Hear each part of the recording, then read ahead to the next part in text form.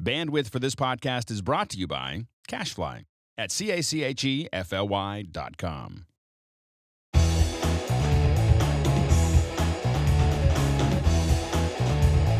Welcome back to MacBreak Studio. Studio again with Mark Spencer. Mark, sorry. Steve. We don't even need to introduce each other anymore. They all know who we are by now. Shouldn't they? Anyway, we're gonna switch roles, and he normally does motion. I do Final Cut. Well, in this episode, he's gonna show us what he thinks is something I've never seen in Final Cut. So we'll find out, because he hasn't seen this yet, and I'm thinking maybe this is something new, but we'll find out. So it's about roles. It's actually about the timeline index. It's about the timeline index. So here's the idea. Here I have a project. This is actually the teaser video for Ripple Tools 2, which should be out by the time you're watching this. A new plugin. Yeah, it's a new plugin of ours. It's our 5th plugin for Final Cut Pro 10. Yeah, so that's a little promo for that. But the idea is I have in here a bunch of clips. I have a bunch of audio, all kinds of audio in here. I have some voiceover audio. I have some music. I have some sound effects. Yep.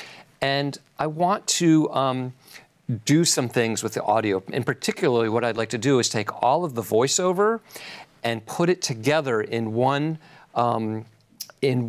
compound clip, so I can add a filter to the whole voiceover. Or change the volume. Change the volume, whatever. Yeah, exactly. So, one way is I can simply select all of my voiceover clips, but I might accidentally select something else. I might miss one. So I want to look at a different way.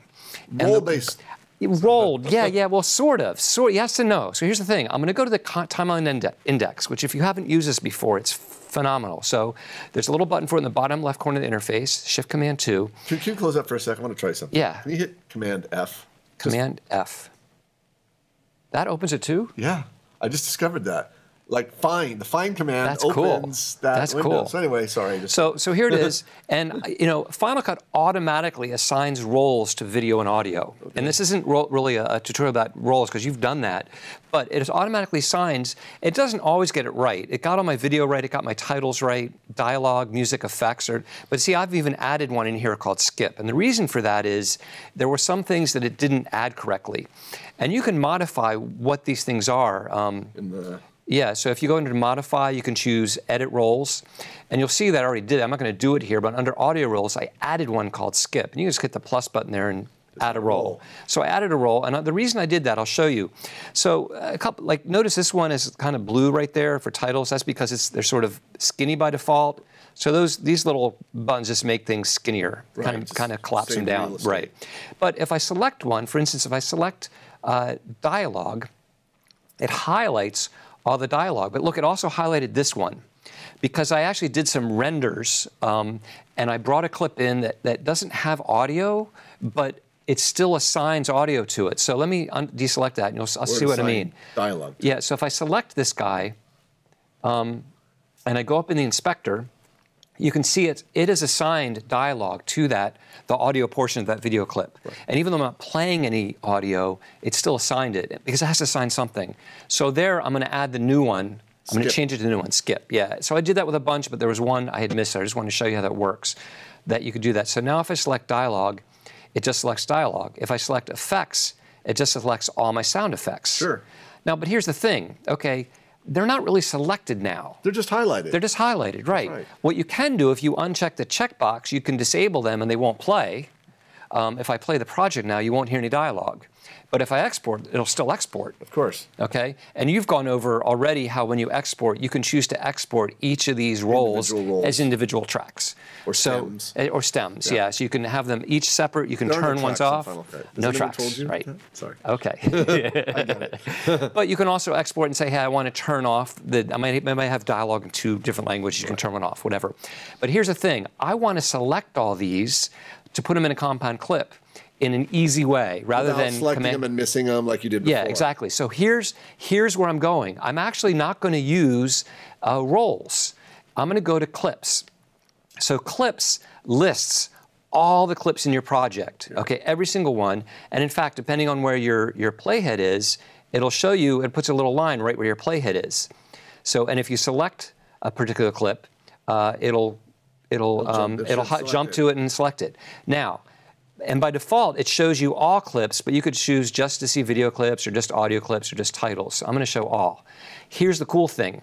You can search these clips. By roles. You can search by roles. Oh my gosh. You can search by roles. So if I type in dialogue, okay, there I just did it's showing me all the clips that have the dialogue role associated with them.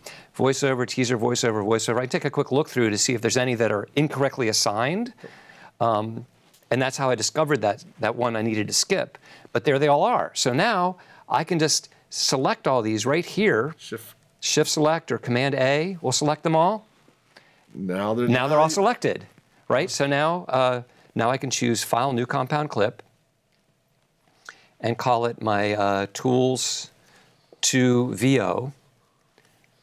And there, now all my dialogue is in a compound clip. That's fantastic. So using the roles and using the search feature of the timeline index, it's just... Yes, yeah, by using both of those together. And did you already know that? No, I didn't know that you can actually type in a role in the search field and it just it's yeah, so if I type effect.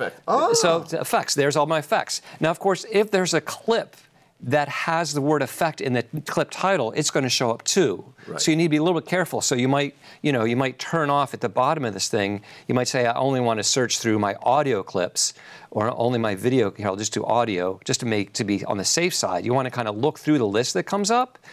But the fact that it searches on, in fact, look, it brought up a text. I have text in there because that text has the word effect in it.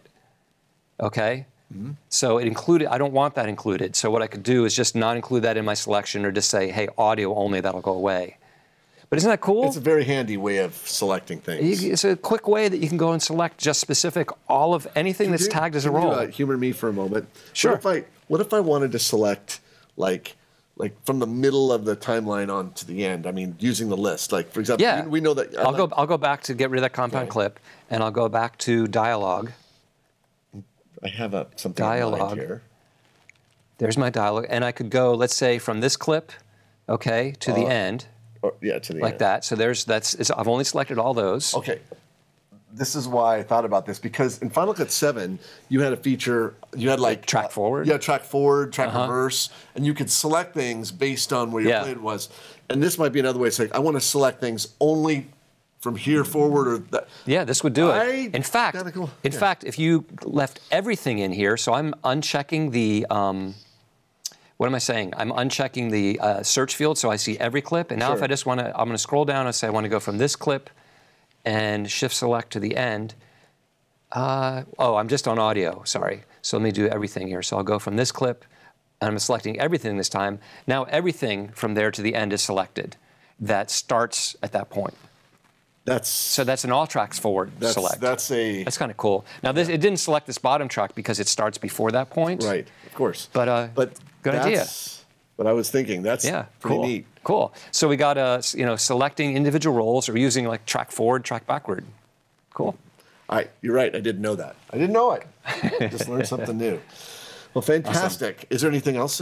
No, that's it. That's it. Yeah. All right. Well, check out our website, rippletraining.com, for tons of tutorials. And plugins. Oh, yeah. We've got some plugins, 5 now. And you should be checking out Ripple Tools 2, which is should be out by now. And please send us feedback to our Facebook, or you can follow us on Twitter at RippleTraining. And we'll see you next episode, MacBreak Studio. Thanks for watching.